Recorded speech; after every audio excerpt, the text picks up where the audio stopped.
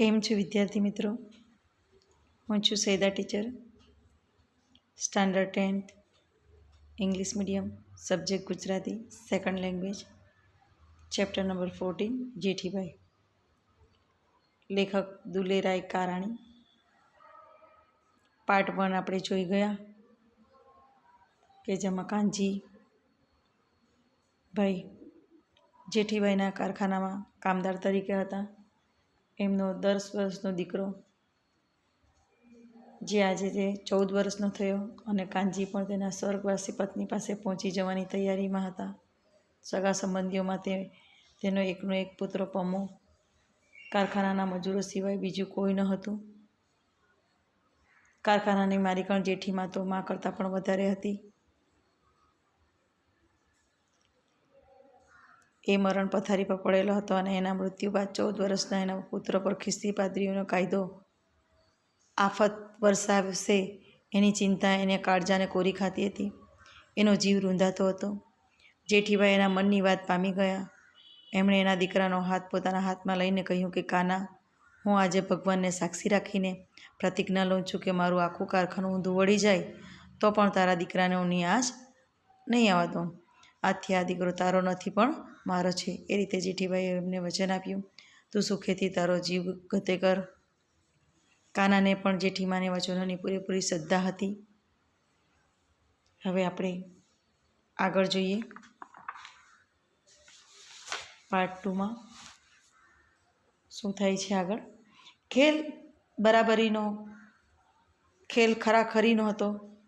કાનાના અવસાનની વાત બહાર પડી જાય તો તે જ ઘડીએ પાદરીઓ અને પોલીસોનો ઘસારો આખા કારખાનામાં ઉથલપૂથલ મચાવી દે. પોલીસોનો ધસારો આખા કારખાનામાં ઉથલપૂથલ મચાવી દે એવું હતું. તો કાનાના નિરાધાર દીકરાને અને એની ઘરવખરીને પણ ખેંચી જાય. જેઠીમાએ સમય સૂચકતા વાપરીને કાનાની મૃત્યુની વાત પર પડદો પાડી દીધો. અહીં વિદ્યાર્થી મિત્રો, પડદો પાડી દેવો એટલે કોઈ વાતની ચર્ચાને ઢાંકી દેવી. અને બીજી જ દિશામાં પગલાં માંડ્યા. એ વાતને બીજી જ દિશામાં પગલાં માંડ્યા. એ જ રાતે કારખાનાના એક બીજા કામદારની પુત્રી સાથે કાનાના પુત્ર પમાના લગ્ન પણ કરાવી દીધા. લગ્ન વિધિ પૂર્ણ થતાં ઝડપી ગતિએ પમાનું નવું ઘર મંડાવી દીધું. બીજા દિવસની સાંજે કાનાની મૃત્યુની જાહેરાત કરવામાં આવી. પાદરીઓ તો ટાંપીને જ બેઠા હતા. તરત જ પોલીસ પાર્ટીને સાથે લઈને પાદરી લોકોનું દળું આવી પહોંચ્યું. આ વખતે જેઠીમાં તો એક વીરાંગના બની ગયા. પાદરીઓ અને પોલીસની આડે દિવાલ જેવી બનીને તેણે હિંમતપૂર્વક પડકાર કર્યો કે કાનાનો પુત્ર નિરાધાર નથી. એ તો ક્યારનો એ પરણી બેઠો છે. લગ્ન ગ્રંથિથી જોડાઈ ગયો છે.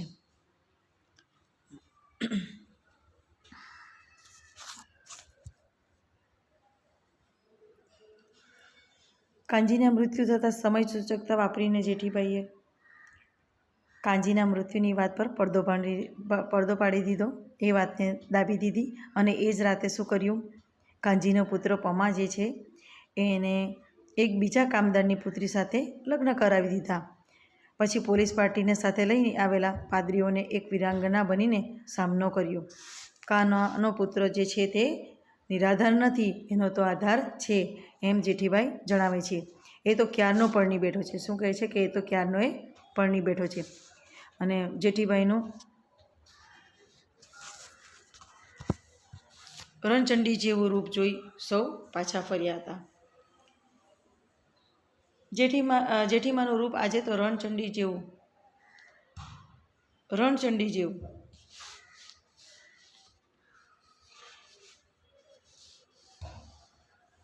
રણયુદ્ધની દેવી જેવું. જેઠીમાનું રૂપ આજે તો રણચંડી જેવું બની ગયું હતું. પોલીસ અફસર એના તેજસ્વીતા આગળ ડગાઈ ગયા હતા. થોડા ધમપછાડા મારી સૌ પાછા ફર્યા. આમ છતાં એ લોકો ઝટ મમત એટલે કે હક, જીભ મેલી દે એવા ન હતા. કારણ કે એ તો મમતીલી પોર્ટુગીઝ સરકારના પાદરી હતા. કાનાનો મુકદ્દમો એ લોકોની દીવાની પોર્ટુગીઝ અદાલતમાં લઈ ગયા. કાનાના પુત્રના લગ્ન ફોક કરવા એમણે ન્યાયી અદાલતનો આશરો લીધો, પણ થયેલ લગ્ન કોઈ ફોક થઈ શકે નહીં. એવો હિન્દુ ધર્મનો અબાધિત અધિકારનો અદાલત પણ ભંગ કરી શકે નહીં. અદાલતમાં આખરે આ લગ્ન કાયદેસર ગણાયા અને પોર્ટુગીઝો હાથ ધસતા રહી ગયા.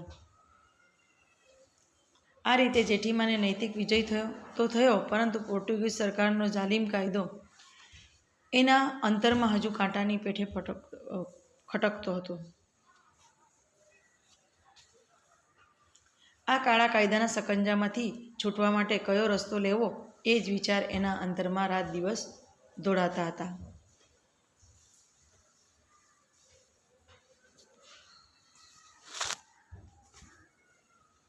પોર્ટુગીઝ સરકારનો એક કાયદો એવો હતો કે કોઈ પણ બાળક નિરાધાર હોય તો તેને બળજબરીથી ખ્રિસ્તી બનાવીને તેના માલ મિલકત જપ્ત કરી લેવામાં આવતા હતા. આ કાયદો જેઠીભાઈના અંતરમાં કાંટાની જેમ ખટકતો હતો. હવે જેઠીભાઈ એક બાહોશ બેરિસ્ટરની સલાહ લે છે અને આ જુલ્મની કહાણીને પોર્ટુગીઝની ભાષામાં હૃદયદ્રાવક શબ્દોમાં લખાવી લે છે. અહીં આ સરકાર કાનાનો મુકદ્દમો લોકો દીવાની પોર્ટુગીઝ અદાલતમાં લઈ જાય છે. કાનાના પુત્રના લગ્ન ફોક કરવાનો પ્રયત્ન ઘણો કરે છે, પણ ન્યાય અદાલતનો આશરો લે છે અને લગ્ન ફોક કરી શકતા નથી. આ રીતે જેઠીમાનો વિજય થાય છે અને આ જાલિમ કાયદાના અંતરમાં તેમને હજુ પણ કાંટાની જેમ આ કાયદો ખટકતો હતો. જેઠીમાની સામે પોર્ટુગીઝની હટાગ્રહી સરકાર હતી. સીધો સામનો કરવાથી આ સરકાર એને ચાંચડની માફક ચોડી નાખે એવો એ જમાનો હતો. ચાંચડની માફક ચોડી નાખવું તો વિદ્યાર્થી મિત્રો અહીં કુર્તાથી દબાવી દેવું. કેવું? કુર્તાથી દબાવી દેવું. બસ જમાનો હતો. એટલે જેઠીમાએ એક નવો જ માર્ગ ગ્રહણ કર્યો, એક નવો રસ્તો કાઢ્યો. એક બાહોશ બેરિસ્ટરની સલાહ લઈ, જેવું મેં આગળ જણાવ્યું કે લઈને પોર્ટુગલની રાણી ઉપર જેઠીમાએ પોર્ટુગીઝ સરકારના જુલ્મની કહાણી એટલે જુલ્મ કરનારું પોર્ટુગીઝ ભાષામાં હૃદયદ્રાવક શબ્દોમાં લખાવીને તૈયાર કર્યું. ત્યાર પછી આ અરજીના અંગ્રેજી અક્ષરોમાં મોટા બીબા લાકડાની પટ્ટીઓમાં કોતરીને તૈયાર કર્યા. મોટી રેશમી ઓઢણી પર આ અરજી મોટા અક્ષરોમાં સાંગોપાંગ છાપીને તૈયાર કરી.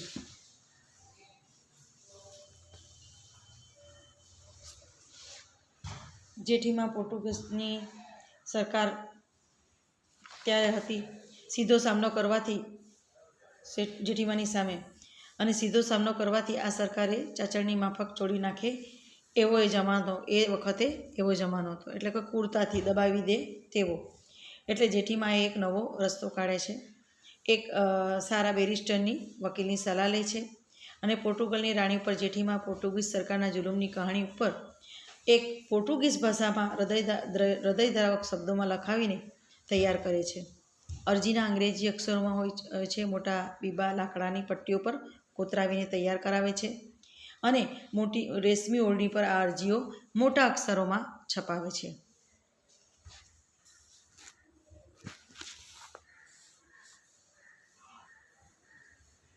અરજીની આજુબાજુ પણ ચારે તરફ એક સુંદર ફૂલવેલ છાપીને ગોઠવી દે છે અને અરજીમાં માતબર હિન્દુ ગ્રસ્તોની સહીઓ પણ લેવામાં આવે. અરજીની આજુબાજુ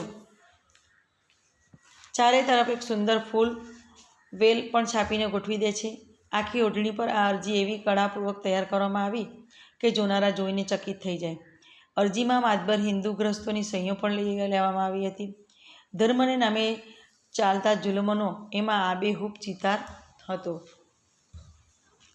માતબર એટલે કે ભરપૂર, સમૃદ્ધ. અરજીની આજુબાજુ શું એક સુંદર ફૂલવેલ તૈયાર કરીને એવી રીતે તૈયાર કરવામાં આવે છે અને આખી ઓઢણી પર કળાપૂર્વક એક અરજી લખવામાં આવે છે. જોનારોને એમ ચકિત થઈ જાય જોઈને જ કે કેટલી સરસ રીતે આ ફૂલવેલ ને બધું કળા ટેકનિકથી થોડું કર્યું છે. અરજીમાં માતબર હિન્દુ ગ્રસ્તોની એટલે કે ભરપૂર જેટલા બી હિન્દુઓ એમની સહી કરવામાં આવે છે. ધર્મના નામે ચાલતા જુલુમોને એમનું આબેહૂબ ચિતાર આપ્યો. આ અરજી છાપેલી ઓઢણીને સુંદર કિંખાબની થેલીમાં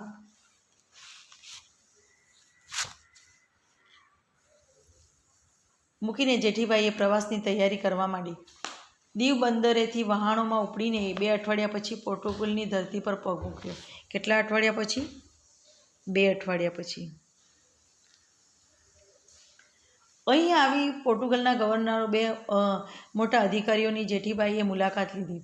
એકનું નામ હતું એન્ટોનિયો મેલો દ કેસ્ટ્રો અને બીજાનું નામ હતું એનલિકેસ્ટ્રો દ રાલ.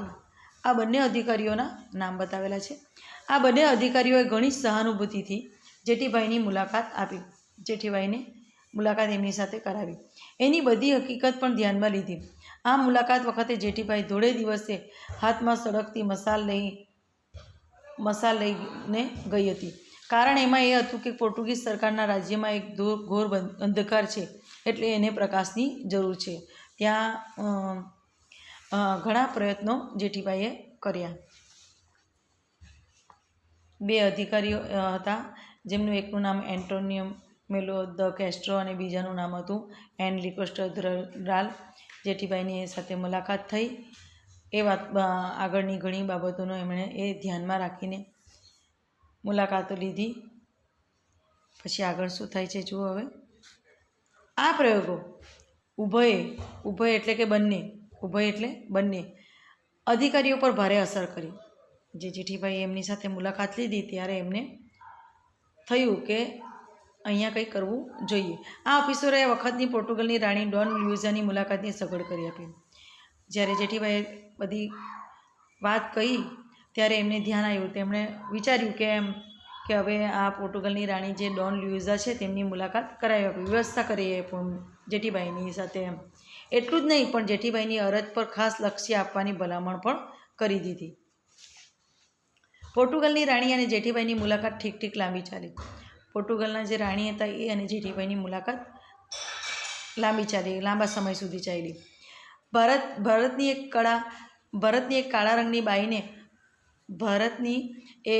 કાળા રંગની બાઈને મુલાકાત આપવા વખતે પોર્ટુગલની રાણીએ ખૂબ જ સૌજન્ય એટલે કે સજ્જનતા દાખવી. આપણા ભારતના હતા જે જેઠીબાઈ અને જે રાણી હતા જે જેઠીબાઈનું છે જે કલર સાવલા ટાઈપ કાળા રંગનું, એ હિસાબથી એમણે કીધું કે કાળા રંગની બાઈને મુલાકાત આપવા વખતે પોર્ટુગલના રાણીએ ખૂબ સૌજન્ય એટલે કે સજ્જનતા દાખવી. જેઠીબાઈએ હૃદય ખોલીને બધી હકીકત રજૂ કરી અને જેઠીબાઈએ પણ દિલ ખોલીને વાત કરી એમની સાથે અને ભારતીય કળાની છાપેલી ઓઢણી રાણીને ભેટ કરી. એમણે જેઠીબાઈએ રાણીને ભેટમાં આપી સોગાદમાં. ઓઢણીની અંદર મોટા અક્ષરે છાપેલી અરજી વાંચીને રાણીને તો આશ્ચર્યમુગ્ધ બની ગઈ. કેટલી ટેકનિકતાથી આ રીતે તૈયાર કરી છે. અરજીની કરુણ કહાણીએ તેની આંખમાં આંસુ આણી દીધા. ખરેખર એક સ્ત્રીના હૃદય સિવાય બીજું કોણ પારખી શકે? ખરેખર એક સ્ત્રીની મનની વાત એ બીજા સ્ત્રીના મનને જ ખબર પડી શકે. આ રીતે એમણે અહીં લખી જણાવ્યું છે. રાણીએ જેઠીબાઈની કલામય કૃતિ અને હિંમત માટે ધન્યવાદ આપ્યા અને આભારની લાગણી વ્યક્ત કરી.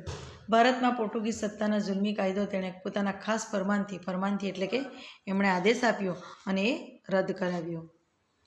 તે દિવસથી જેઠીબાઈની ઓઢણી પાનત જેઠીના નામ વિખ્યાત બની ગયું.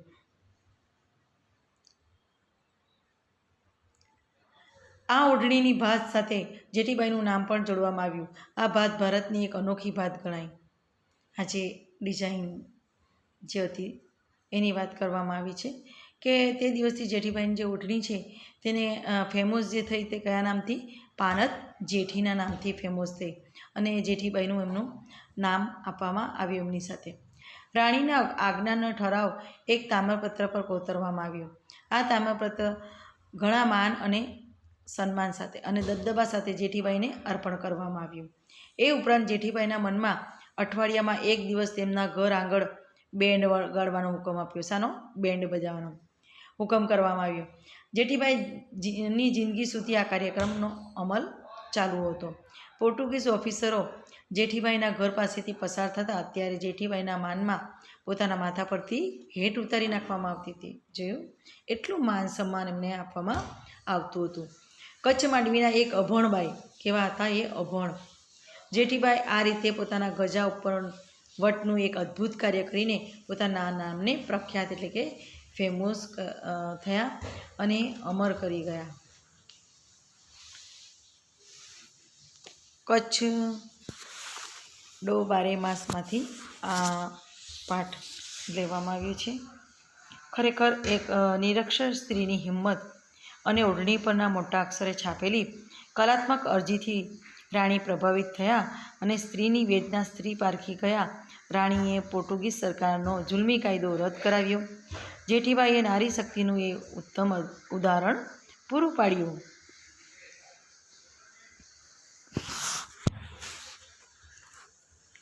Thank you. પાર્ટ 2 અહીં પૂરો થાય છે. ક્વેશ્ચન આન્સર છે પાર્ટ 3માં આપણે જોઈશું. વિદ્યાર્થી મિત્રો અભ્યાસ કરતા રહેજો. Thank you.